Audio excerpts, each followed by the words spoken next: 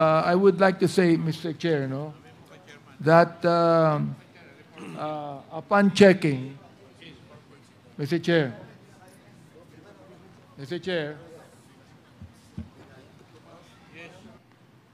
Mr. Chair, Yes, Co-Chair Abante, please proceed. upon checking on Miss Cassie Ong, her blood sugar is 167, which is above normal. Now, I am diabetic for 45 years. I know what is normal, above normal, and low blood sugar. Oh, and by the way, also, Mr. Chair, the blood pressure of Miss Cathy Ong is also normal. Mrs. Congressman, Chairman Abante, with the intelligence, the doctor is now Yes. briefing Chairman Barbers, and let us ask the doctor to. Yeah, I'd report. like just to manifest this, Mr. please Chair, proceed. because we do not want that we'll have a wrong notion of Miss Cassie Ong. No? Anyway, I'd like to continue my question. Your manifestation with regards to the medical citation of Ms. Cassandra Ong is duly noted. Please proceed. Okay, so inyong binabangkit, Mr. Chair, Mr. Chua, Mr. Linsangan, na itong si Cassie Ong ay talagang involved sa Pogo Hub. Yes, Mr. Chair, based do sa mga nakita naming news, Mr. Chair. Okay. Palagay nyo, ilang taon na siyang involved sa Lucky South 99? Ilang taon na? Mr. Chair, wala po kaming idea. Ngayon lang po namin nakuha yung information.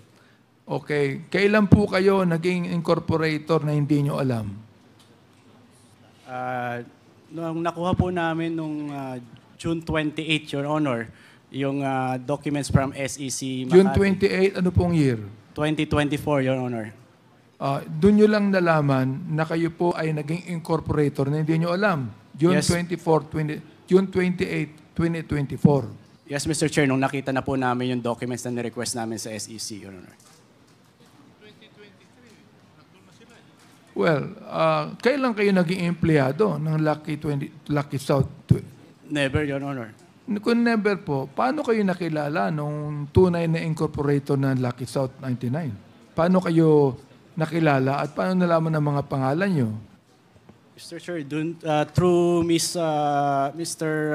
Ryan Chua, Marion Chua, Your Honor, na-meet niya si Dan de la Cruz. Kayo po, kayo Mr. Chua, Mr. Chair.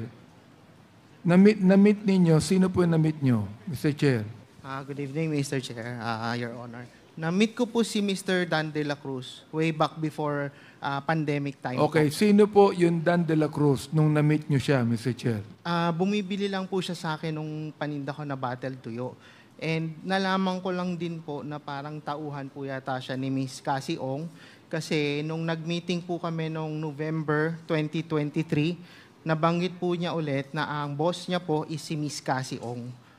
Therefore, Mr. Chair, ang kumuha sa inyo na incorporator, nilagay ang pangalan nyo na hindi nyo alam, si Miss Cassie Ong. Ganun na po, Mr. Chair. Through Dan de la Cruz, nakuha niya yung pangalan namin. Okay, Mr. Chair, nakita natin na pinapatunayan po ni Mr. Linsangan at Mr. Chua ang nag-recruit sa kanila na hindi nyo alam ay si Cassie Ong through Mr. De La Cruz. Yes, Mr. Chair. Okay, yun lamang po, Mr. Chair. Salamat. Thank you, Chairman Abante. Mr. Chairman, can I proceed? Please proceed. Thank you, Mr. Chairman. Anyway, Mr. Chairman, just an admin matters before I ask Ms. Cruz. Just this morning, Mr. Chairman, we moved to issue subpoena for the AFAB with regards to the First Bataan Mirabilis Corporation. And COMSEC informed us that they have received the document last August 28. So the motion, Mr. Chairman, and duly approved by this committee is hereby withdrawn, Mr. Chairman. Next, Mr. Chairman, we also issued a show cause order for Alice Go. And the status now is Miss Alice Go is in the custody of the Indonesian authorities And Mr. Chairman, instead of a show cause order, we will just ask the Senate to allow Ms. Alice Go to be present in the next hearing, Mr. Chairman, upon arrival in this country, Mr. Chairman. Comsec, please take note. Thank you, Mr. Chairman. Now, Mr. Chairman, I will just like to apologize once again to Ms. Cruz. Ms. Cruz, kasi yung mga tanong po namin is related to Ms. Cassandra Ong. And unfortunately, nandito po yung doctor that will inform the committee and all the resource person on the status of the medical situation of Ms. Cassandra Ong. And also to the allegedly former incorporator of Lucky South 999, Julian Linsangan, Marichua. Where's pala? Saan pala si Si Edwin Ang. You're present. Anyway, I have question to you in relation to Cassandra Ong. So I cannot ask you as of now the details, but let me just ask you. Yung Cruz, Si Mr. Dan de la Cruz po. Dan de la Cruz. Opo. Kasi nung last previous hearing, sabi nyo hindi nyo siya masyadong kilala. Tama? Yes, Your Honor. Na-meet lang po ni Marion Chua as Yun ang problema. You file a case against Dan de la Cruz, but you not know the circumstances of such person. And you give him all your personal data information. Nakakapagtaka naman yun, Mr. Linsangan. Now, if this committee will invite Mr. De La Cruz, ano po yung address niya? Saan natin makikita? Where to be found? But of course, you file a case. Pero dun sa case niyo ba, may address niya? In-address lang po namin doon sa address ni Miss Casiong pa rin. Sorry? In-address po namin sa address ni Miss Casiong. Hindi yun nga ang problema eh. Because you're saying na all those documents, binigay niyo sa kanya na hindi niyo nga siya kilala. Di ba? Kaya, Mr. Chairman, maybe in the next hearing, I will ask Cassandra Ong with regards to that certain De La Cruz. And as of now, alam mo, as of now, I don't believe in your story. You know? Kasi bibigay niyo yung information, personal information niyo with the person, hindi niyo kilala. Kahit ano pang circumstances, you don't know the person, you don't know the address, he's telling you na you are being recruited by Cassandra Ong. Well, in fact, that time siguro, hindi niyo pa kilala si Cassandra Ong. Yes, Mr. Actually, last hearing, Your Honor, he admitted na kilala po niya tao daw niya si Dan de la Cruz, Your Honor. Hindi, pero what I'm saying is, binigay niyo eh. Hindi niyo pa kilala yung tao. That's why kailangan ko tanungin si Miss Cassandra Ong in your presence. Para malaman natin kung sinong nagsasabi ng totoo sa inyo. Yes, Mr. Chair. Di ba? Yes, Mr. Chair. Okay, thank you. Now, Mr. Chairman, to Ms. Cruz po.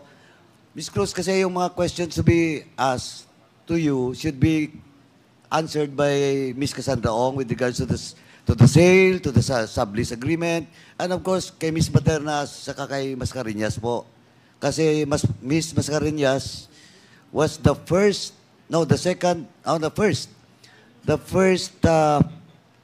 person that signed that sublease agreement representing Whirlwind. Pero backtracking, ay sinasabi niyo po noong nakaraan, there is no such thing as the board resolution and there is no such thing as lease agreement with Whirlwind, di ba? Tama po? Opo, wala po kaming lease agreement with Whirlwind Corporation. Kahit ano pong lease agreement, wala po kami. Pero your purpose for that property of yours is sale. Tama?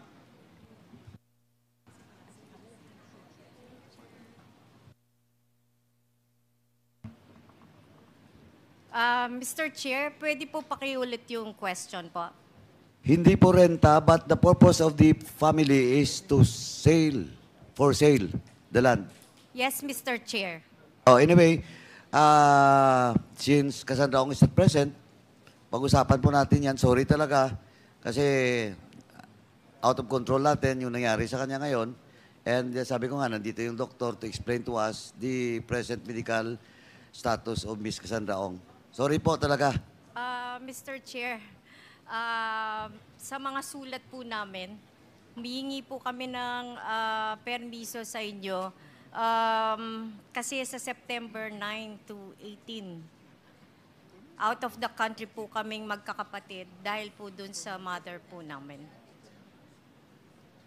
Duly noted po, natanggap po namin yung letter nyo ahead of this hearing. Nung nakaraan po, natanggap na namin. And just in case, the hearing will be set na wala kayo, okay lang po. And we'll just reset it na nandiyan kayo, nandiyan din si Cassandra Ong. Thank you po, Mr. Chair. Mr.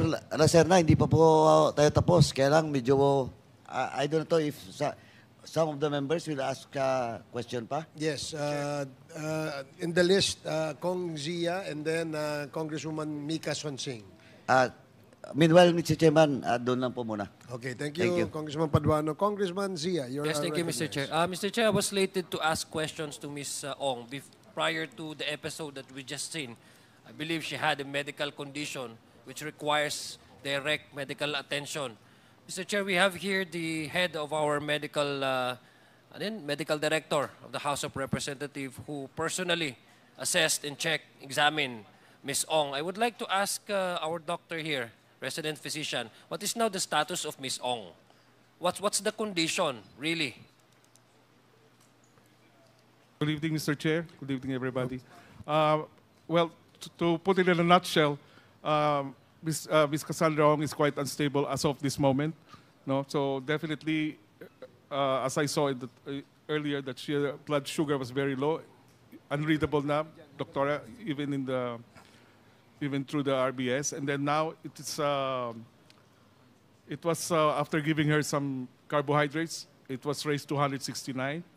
Her blood pressure right now is only 80/40, and of course, as the good doctor will also know, we cannot take this one in separate blood sugar and blood pressure. So it's all intertwined. So that's why I can say that she's quite unstable now. One thing can affect the other thing. So so that's it. In fact, if I may say, this morning when we checked her blood pressure is only 70/40. 70/40, and we did some things, no. So, but right now, just to let you know, right now we recommended to the Secretary General, and I think it will be coursed through you also, that she be worked up properly before we can give the proper diagnosis to what she's having right now, because we actually don't know if it's because of heart failure or something like that, or something Chair. like that, sir. So, Mr. Chair, may I- Mr. Chair, since this morning, before since the this morning- hearing, yes, sir. Yes. her blood pressure is 70/40. Yes, that's the lowest that she had since 9 days ago. Mr. So Chair, usually she has 70/50, 80/50, 90/60. so But Mr. for Mr. 1 week, for almost 1 week, she's been like that, sir. So Sir we were Chair- trying to see if she can still attend, and actually we did not propose anything before today. But 70/40 is really quite alarming even for us. So we gave a recommendation, but I don't know if that will be sufficient enough to merit her workup. So, Mr. Yes, sir. Chair, sa makatwid, Mr. Chair, this blood sugar po niya, Yes, sir. is it normal, in the normal range, despite giving her, despite after giving her the Yeah. soft drinks? Kasi usually you have to give her sugar, di ba? And take Yes, sir. soft drinks and Yes, sir. chocolate. So, Yes, sir. is this already normal range? Yes, sir. This is already in normal range, but of course, just because we gave her the carbohydrates right now, Not the blood pressure. the blood the blood pressure is pressure. not stable even right now. It's 80/40, sir. So, Mr. Chair, I'd just like to ask, you're familiar with the proceedings, Doc, no? Mr. Yes, Chair. sir. So, what is your suggestion, based on your Yes. expertise and, Yes, sir. and then based on the examination you just conducted on her, Yes. can she manage to answer questions from members of this committee, after having examined her with all these Yes, sir. prognosis with the blood sugar and with the BP and etc.? What is your expert recommendation. My Yung recommendation- professional recommendation. My recommendation, Mr. Chair, is for her to be excused for the remainder of this hearing, and then a proper workup should be done to her in the next coming days, so we can finally diagnose her, final diagnosis that we can have, so she can, I understand because she's still here for another 20 days or so, so we should be well aware of what she's really having with a good diagnosis because of all the workup that could probably be done outside, sir, outside, like to the echo and things like that, sir. So, Mr. I Chair, mean, Mr. Chair, well, I'll be objecting for her to come back and answer questions. Perhaps my recommendation would be that you put an IV to her, di ba? If necessary. Yes, sir. And then secondly, I think she must be brought to the hospital. To the hospital, Yes, po. di ba? Yes, po. so Mr. For Chair, proper workup, sir, so we can. Okay, please yes, continue, Kong yes, Zia. my last. I think after hearing the prognosis, diagnosis of our doctor here, resident physician, for humanitarian reason, Mr. Chair, I believe that we have to excuse Ms. Cassie Ong from this proceeding and allow our doctors to conduct a thorough examination on her, because basically she's under our custody. And we have to make sure that she will be healthy the next meeting or the next committee hearing that we require her attendance, so that she can also be sane and healthy in answering, capable of answering all our questions. So, Mr. Chair, I would reserve, Mr. Chair, my questions in the next committee hearing, and I hope Ms. Cassie Ong will be good, will be in good shape. But we have to, Mr. Chair, also, we have to remind also our doctors that earlier I heard that Ms. Cassie Ong refused to eat yung food that we offered her, parang ayaw niyang kainin. So we have to make sure also that she'll be given the proper diet, at saka wag siyang mag-refuse. At this point in time, she has no right to refuse whatever food that we give her, or lalo na pag sa hospital, kasi this will definitely affect her entire health po niya. Ayaw naman natin pag next time bigla may episode na naman. So madidelay itong committee hearing natin, Mr. Chair. So, having said that, I thank the committee chairman for allowing me to ask our doctor and really report to this committee what really is the condition now of Ms. Ong. Thank you very much. Thank you, Kong Zia. Mr. Mr. Chair. Chairman, Mr. Chair. Congressman Fernandez and then Congressman Yeah, Abante. I just wanted to be clarified, Doctor, no?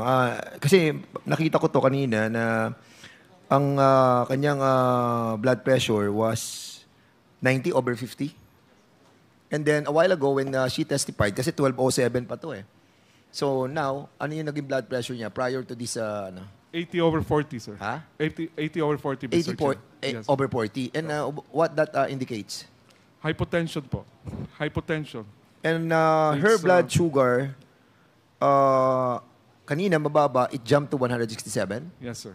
That's a normal consequence because of giving the her iced tea. Yes, sir. But it is temporary.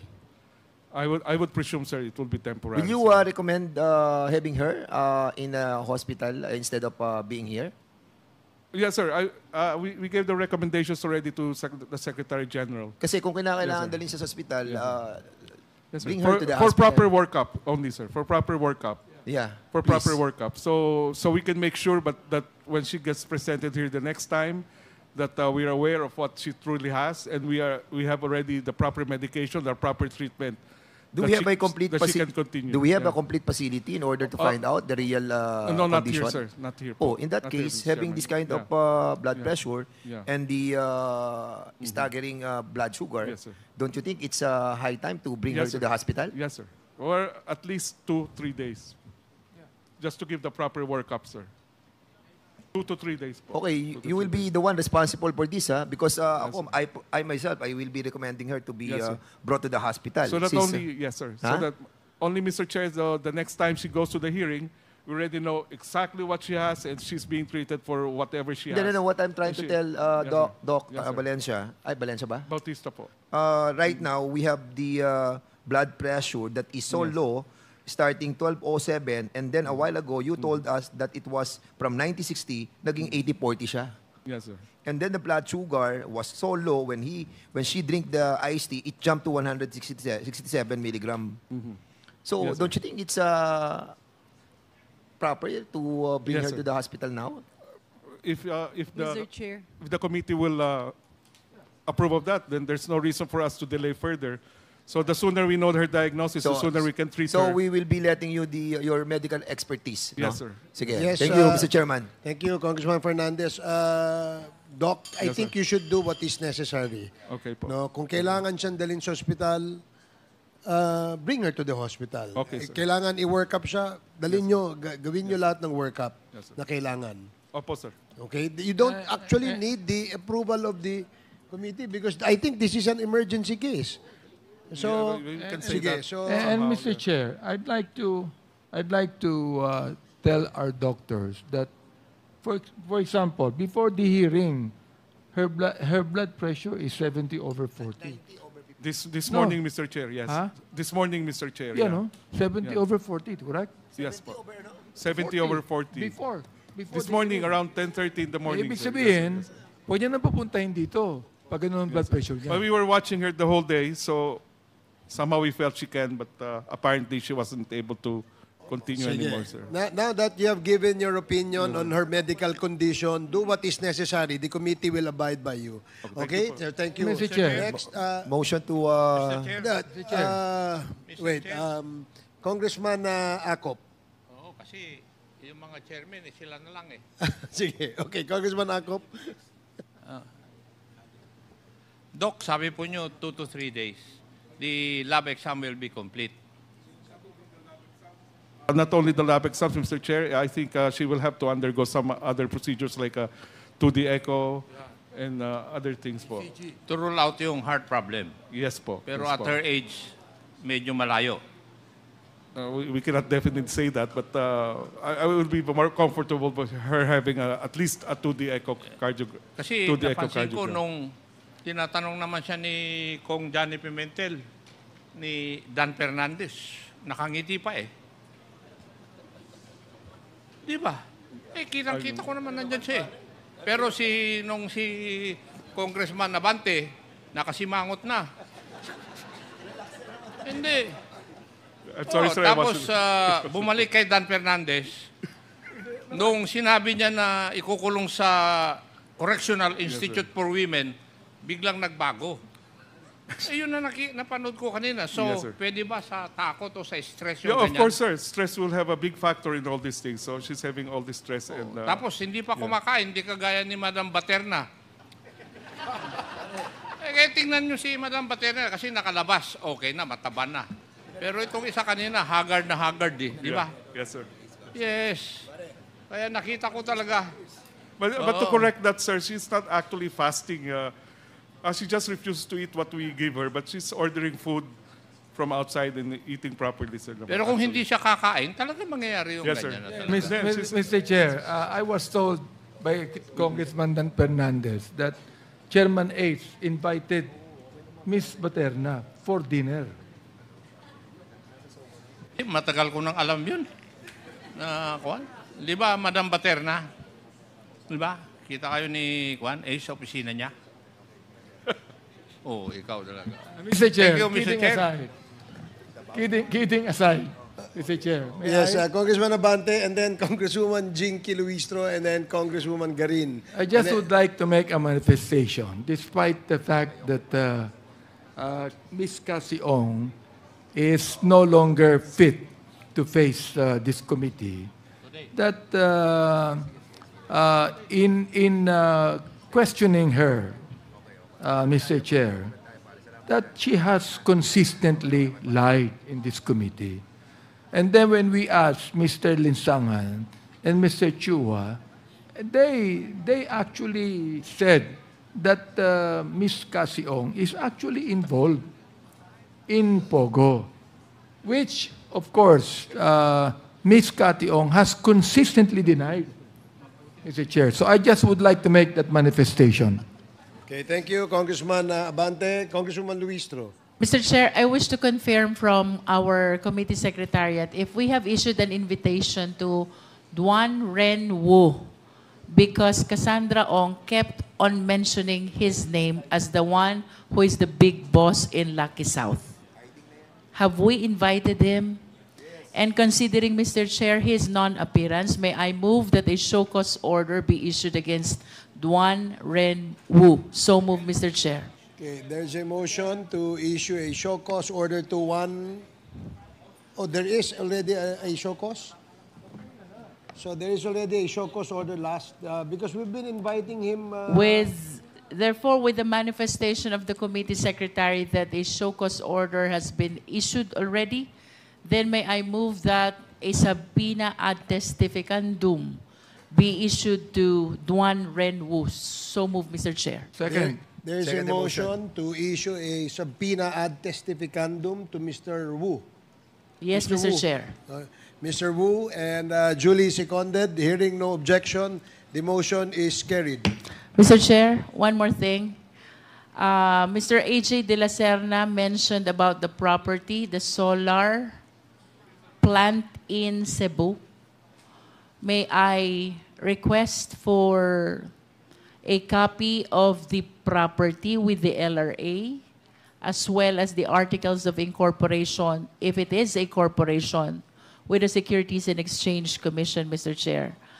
I wish that the invitation be addressed to the LRA for the title, the tax deck for Cebu City, and the articles of incorporation addressed to the Securities and Exchange Commission. So move, Mr. Chair. So SAC and LRA, please comply. There is a motion to compel LRA and SEC to submit to the committee the documents being asked by Congresswoman Luistro. Is there any second? Duly seconded.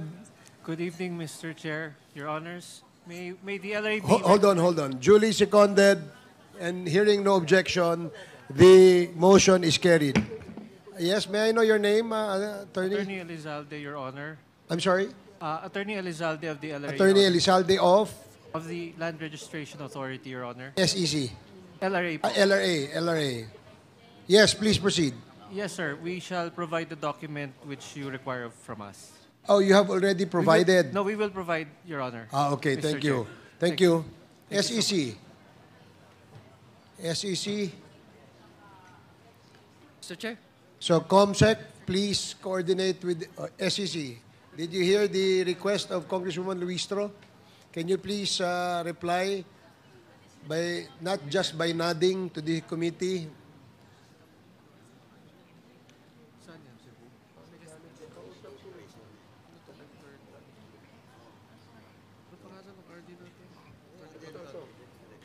Good evening, Your Honor. I am Attorney Heo Lalabraba of the Securities and Exchange Commission. We will comply with the order of the Quad Committee, Okay. Your Honors. Mr. Chair. Okay, we need those documents before the end of this week. Mr. Chair. SEC and the LRA. Thank you. Mr. Chair, for record purposes, may we request Mr. De La Serna to please restate the name of the company again in Cebu. Mr. De La Serna, Northern Cebu Renewable Energy. Northern Cebu Renewable Energy Corporation. Renewable Energy Corporation po. Corporation. I can text it to the COMSEC po. Okay. I can send it to the COMSEC po, Mr. Chair, Your Honor.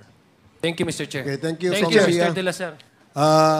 Mr. Chair. Congresswoman Swansing first, and then Congressman Fernandez. Mr. Chair, I was hoping to propound some questions to Ms. Baterna, but I could yield my time to Chair Dan Fernandez okay. if it's related to the admin. No. matter. It's something else. Oh. You go ahead. You proceed. Thank you very much, Mr. Chair. Mr. Chair, I wish to propound some questions to Ms. Baterna with regard to some of the statements that she made in the previous hearings. Ms. Baterna, noong nakarang hearing po, noong August 22, sinabi niyo po na kayo ay executive assistant ni Ms. Cassie Ong. Tama po ba? Wala po akong sinabing executive assistant po ako. Yung sa papers po. Sa papers. So, sinasabi niyo po ba na hindi po kayo executive assistant or kayo po ay talagang executive assistant ni Ms. Cassie Ong? Hindi po, Madam Chair. Maaari ko po bang tanungin kung bakit po sa mga papel kayo po ay nakalahad bilang executive assistant? Parang nilagay niya po yung name ko, Madam Chair. Meron po ba kayong pahintulot na ilagay po yung inyong pangalan bilang executive assistant sa final po na petition kaugnay po doon sa eviction case? Wala po, Madam Chair, kasi usually po, siya po yung parang, ano ba tawag dun? Siya po yung nagdi-decide. Tapos parang ipapasign niya na lang po sa akin. Mr. Chair, parang ganun po, Madam Chair. Mr. Chair, may I interject with the indulgence? Ms. Baterna, please tell the truth. Kasi napag-usapan na po ito last and you were here. And Attorney Roque was here. And the the petition filed before the Court of Appeals, ang isang mga lawyers doon, si Harry Roque, at isa ka doon sa mga witnesses at saka si Ms. Cassie Ong. And doon sa witnesses, nilagay doon executive assistant ni Cassie Ong, Ronaldin Baterna. So whether I would advise you, Ms. Baterna, to respond to, wag ka magsinungaling kasi kakakalabas mo lang. Ngayon, andun, hindi yung magsinungaling, pinirmahan mo yon. Ha? So I would advise you to tell the truth. Be honest. Ha? Be honest. Kasi kakalabas mo lang, baka naman makontempt ka uli. Thank you, Mr. Chair. Okay. Thank you, Please Mr. proceed. Chair. Let me restate the question then, Ms. Baterna. So, talaga po ba na sinasabi niyo po ba na hindi po kayo executive assistant ni Ms. Cassie Ong? Hindi po, Madam Chair. Siya po yung nagdi-decide. Tulad po ng mga papers na pinapapirma niya po sa akin. Ano po ang relasyon niyo kay Ms. Cassie Ong kung hindi niya po kayo executive assistant? Parang boss ko po. Siya po yung tinuturing kong boss. Kasi siya po yung maraming inuutos. Opo. Pwede ko po bang tanungin kung ano po yung mga, yung responsibilidad niyo po, ano po yung saklaw ng responsibilidad niyo bilang boss niyo po, si Cassie Ong? Ano po yung mga inuutos niya sa inyo?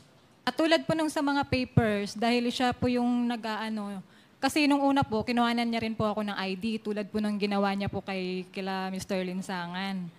Tapos, ang sabi niya po sa akin, parang ililipat daw po yata sa name ko. Yung parang ganun. So, since gawa naman po ng attorney yung mga papers, so iniisip ko po, legal po siya. Yung mga pinipirmahan ko po, Madam Chair. May mga pagkakataon po ba, Ms. Baterna, na nakakasama kayo sa mga lakad ni Ms. Cassie Ong? Yes po, nabibigyan naman po akong chance. Opo. Base po sa inyo pong pagkakaalam, kasi nabanggit po ni Ms. Cassie Ong sa nakadaan po nating mga hearing na nung nakadaang hearing na boyfriend niya daw po, si Wesley Guo. Base po sa inyong kaalaman, boyfriend niya nga po ba talaga si Wesley Guo?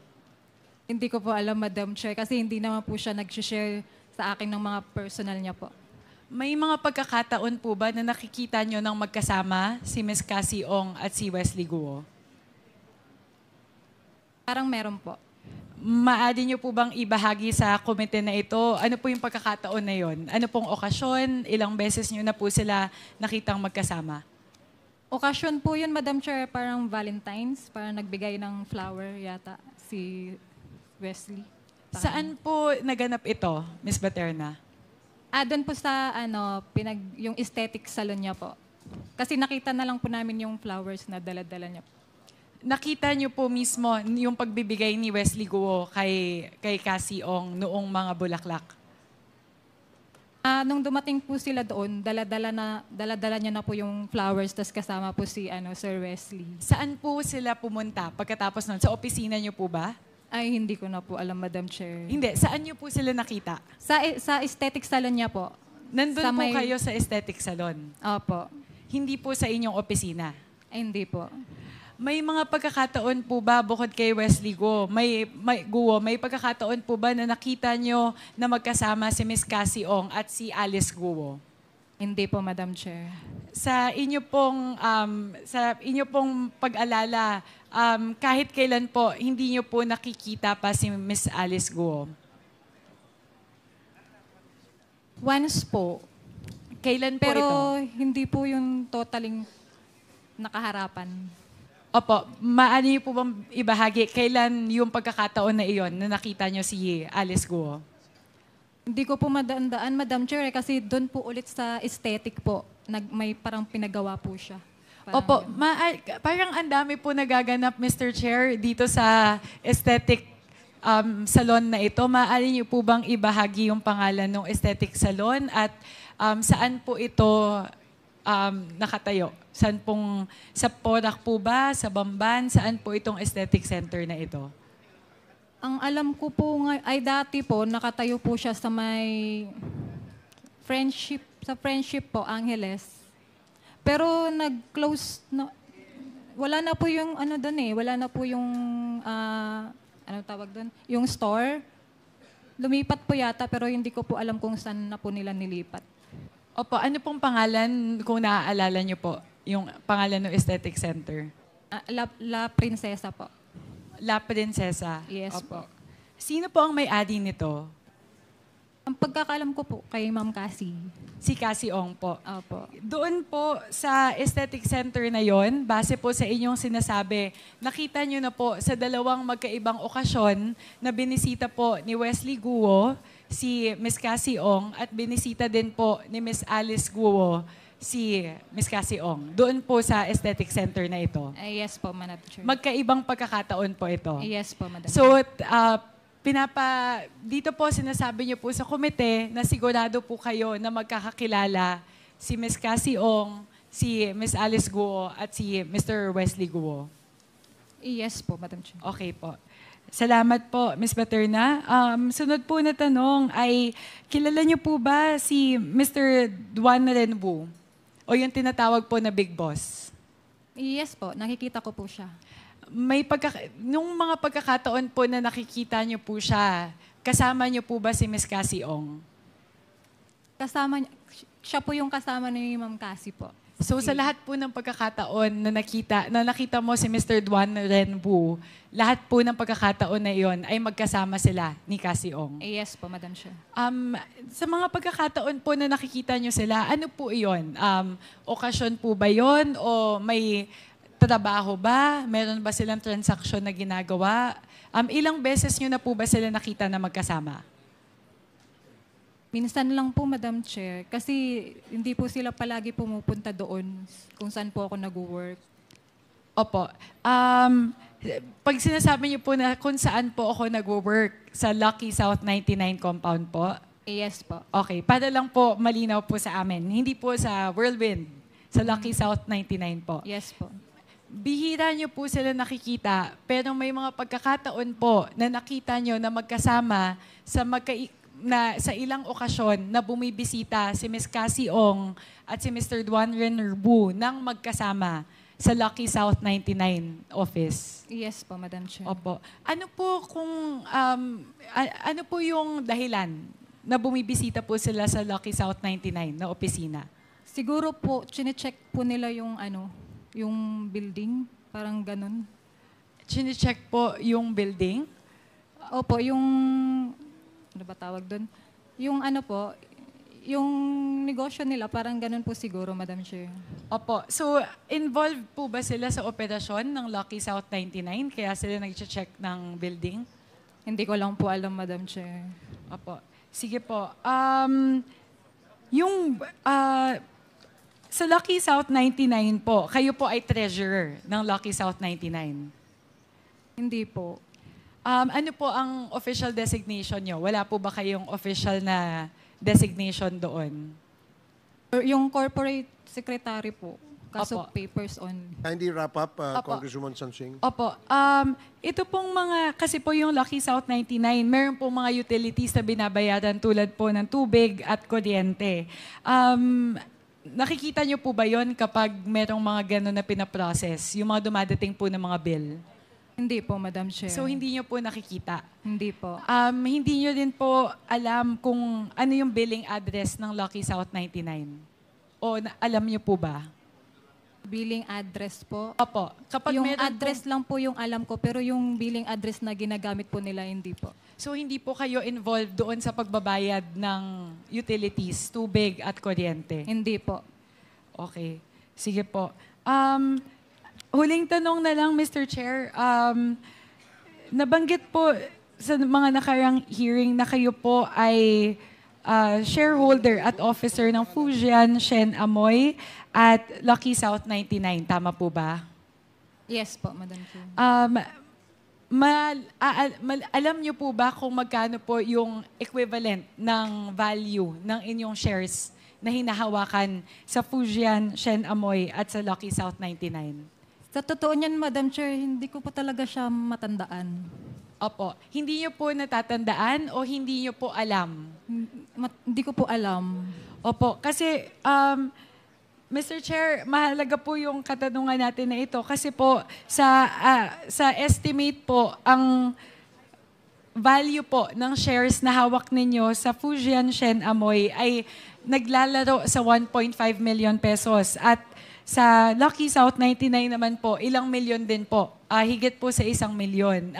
Ngayon po, kung nakapangalan po sa inyo yung shares na iyon, sinasabi niyo po ba dahil hindi niyo po alam kung magkano, hindi po kayo yung actual na nagpasok ng pera para po makuha yung shares na ito? Wala po talaga akong idea dun sa Amoy. Last question, Congresswoman Sonsing. So, yes, Mr. Chair, thank you. So, ang huling tanong ko po, wala po kayong pinasok na pera? Wala po. Kahit wala po ako. nakalagay kayo bilang shareholder dito po sa dalawang kumpanya na ito? Yes po, Madam Chair. Okay. Yun lang po, Mr. Chair. Mr. Chair? Yun lang po yung aking mga katanungan, Mr. Chair. Yung Mr. iba Chair. po sa aking mga katanungan para po kay Ms. Cassie Ong, pero dahil po sa kasalukuyang sitwasyon po, I will reserve it for the other Okay, sige. hearings. Thank you, po. Congresswoman Sonsing. Congressman Dan Fernandez. I move to suspend this Mr. Chairman. Quadcom hearing. Mr. Chairman, before we Before roll we with act the... on that, yeah. yes. Chairman, just admin lang po. Kasi we issue subpoena for Mr. Wu. And